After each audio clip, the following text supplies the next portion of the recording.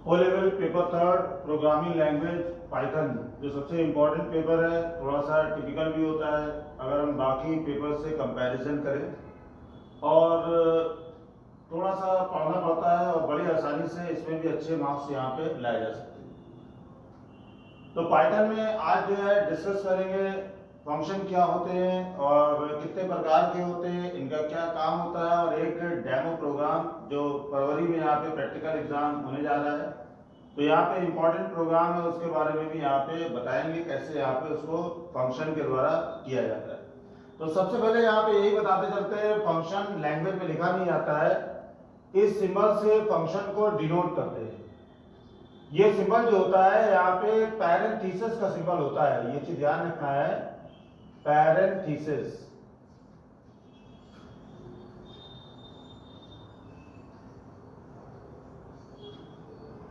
तो इस सिंबल से ही फंक्शन को डिनोटिंग करते हैं,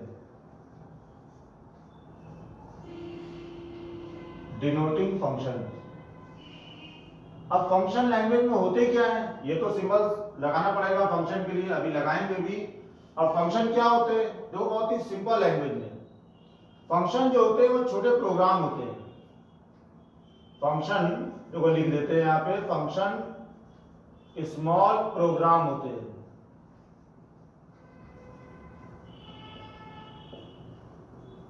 तो कोई भी अगर आपसे पूछता है फंक्शन क्या है, तो फंक्शन जो है स्मॉल प्रोग्राम है।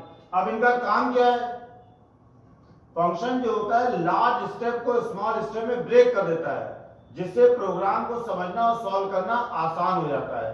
मेमोरी कम खर्च होती है, स्पीड होती है, इसके अलावा अगर कोई एरर आती है तो यहाँ पे एरर सर्च करना भी बहुत आसान हो जाता है छोटे स्टेप में।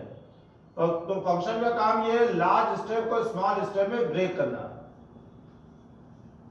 फंक्शन के द्वारा हम लार्ज स्टेप को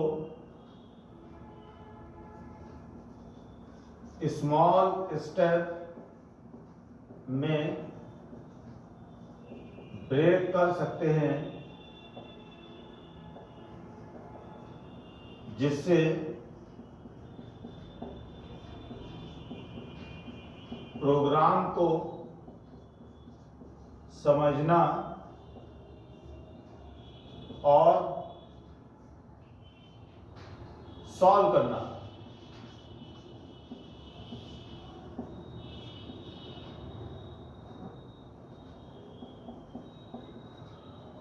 आसान हो जाता है।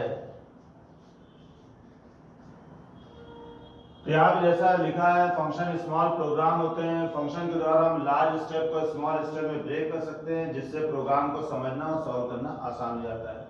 अब फंक्शन कितने प्रकार के होते हैं, तो यहाँ पे ये चीज ध्यान रखना है, टाइप ऑफ फंक्शन केवल दो ही प्रकार के होते हैं। टाइप ऑफ फंक्शन जो है वो दो प्रकार के होते हैं। टाइप ऑफ फंक्शन ये हो गए दो प्रकार के। अब दो प्रकार के कौन कौन से, पहला होता है लाइब्रेरी फंक्शन।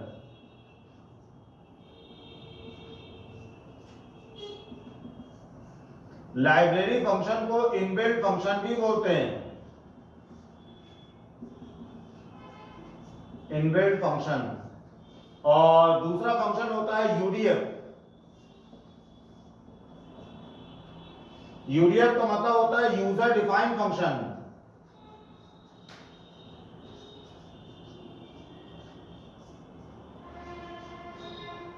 अब लाइब्रेरी फंक्शन और यूडीएफ में अंतर क्या है, जो फंक्शन यूजर के द्वारा बनाए जाते हैं वो यूडीएफ होते हैं, और जो बने बनाए होते हैं, इनबिल्ट का मतलब ये जो बने बनाए पहले से प्री डिफाइंड फंक्शन है, जिनके यूज को हम चेंज नहीं कर सकते, जितनी बार चाहे उतनी बार यूज कर सकते हैं, वो लाइब्रेरी फंक्शन है।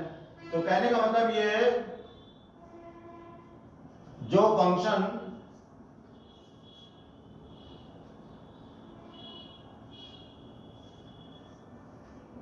पहले से बने बनाए, बने बनाए का मतलब प्री डिफाइंड,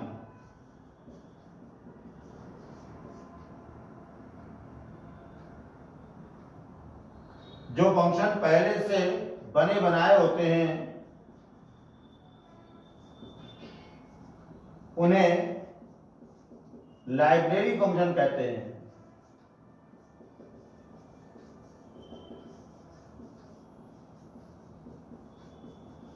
तो जो फंक्शन पहले से बने बनाए प्री डिफाइन होते हैं वो लाइब्रेरी होते हैं, और जो यूजर के द्वारा बनाए जाते हैं वो यूडीएफ होते हैं। जो फंक्शन यूजर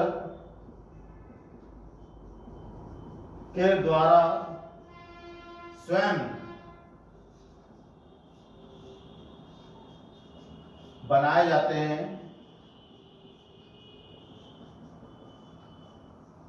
उन्हें यूडीएफ यूजर डिफाइंड फंक्शन कहते हैं। तो बड़ी आसानी से स्टूडेंट समझ गए होंगे कि यहाँ पे फंक्शन के लिए पैरेंथेसिस सिंबल लगाते हैं। फंक्शन स्मॉल प्रोग्राम होते हैं। फंक्शन के द्वारा हम लार्ज स्टेप को स्मॉल स्टेप में ब्रेक कर सकते हैं, जिससे प्रोग्राम को समझना और सॉल्व करना आसान हो जाता है। दो प्रकार के फंक्शन हो गए, लाइब्रेरी और यूडीएफ। लाइब्रेरी फंक्शन जो फंक्शन प्री डिफाइंड होते हैं, पहले से बने बनाए फिक्स यूज होता है, वो यहाँ पे लाइब्रेरी है। और जो यूजर के द्वारा स्वयं बनाए जाते हैं, अपने आप यूजर बनाता है, अपने अकॉर्डिंग बनाता है, वो यहाँ पे यूडीएफ होते हैं। तो इसका एक डेमो प्रोग्राम देखते हैं यूडीएफ से कैसे बनाए जाते हैं। तो मान लीजिए जैसे एक प्रोग्राम को बनाना है, राइट अ प्रोग्राम को WAP यहाँ पे शॉर्ट में लिखते हैं। टू इनपुट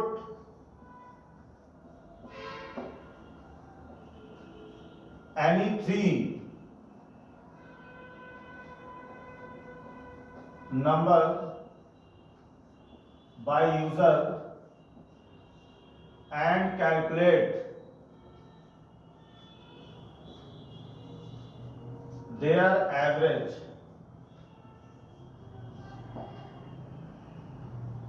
तीन नंबर इनपुट करने हैं और उसका एवरेज निकालना है, लेकिन यूजिंग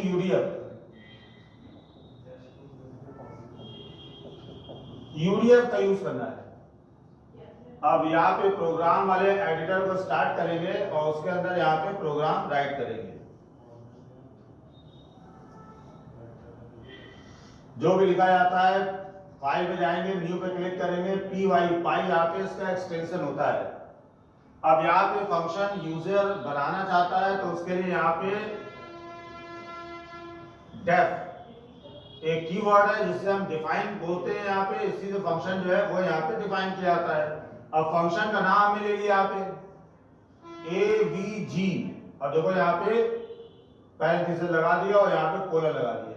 बाकी सारी चीजें इसी फंक्शन के अंदर रखनी है, इसलिए यहाँ पे हमें इसके अंदर कोलन लगा दिया। एंटर की अगर हम प्रेस करेंगे तो इंडेंटिंग के साथ यहाँ पे राइट करेंगे, थोड़ा सा मार्जिन आ जाएगा, उसी अकॉर्डिंग यहाँ पे प्रोग्राम इसी के अंदर यहाँ पे सारी इनपुट होगा। AVG नाम का जो फंक्शन हमने बनाया है, पहला नंबर इनपुट करना है। A1 नाम का वेरिएबल ले लिया हमने, इंटीजर इनपुट। जैसा इससे पहले बताया था, इनपुट कमांड पाइथन में इनपुट तो लेता है लेकिन स्ट्रिंग लेता है, तो उसको डाटा टाइप चेंज करने के लिए INT फंक्शन लगाया है। Enter first number. अब यहाँ पे दो ब्रैकेट हमने यहाँ पे ऑन किए थे, दो यहाँ पे ऑफ कर दिए, इन्वर्टेड कॉमा के अंदर डबल कोट के अंदर मैसेज यहाँ पे पास कर दिया है। पहला नंबर जो भी इनपुट होगा A1 में स्टोर हो जाएगा। ऐसे यहाँ पे दूसरा वेरिएबल ले लिया, integer input, enter second number. दूसरा नंबर जो भी इनपुट करेंगे A2 में स्टोर हो जाएगा। तीसरा नंबर इनपुट करने के लिए A3 ले लिया।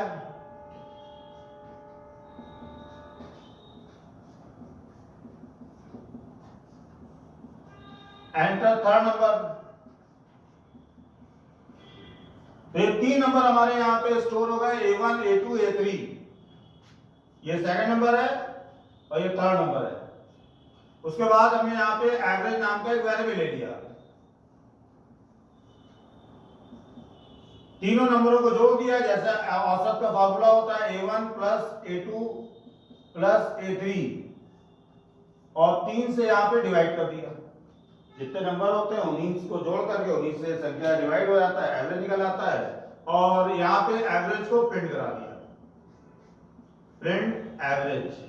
ये सारी चीजें हमने कहाँ डिफाइन करी है, एवीजी में, और उसके बाद एवीजी को यहाँ पे कॉल कर लिया।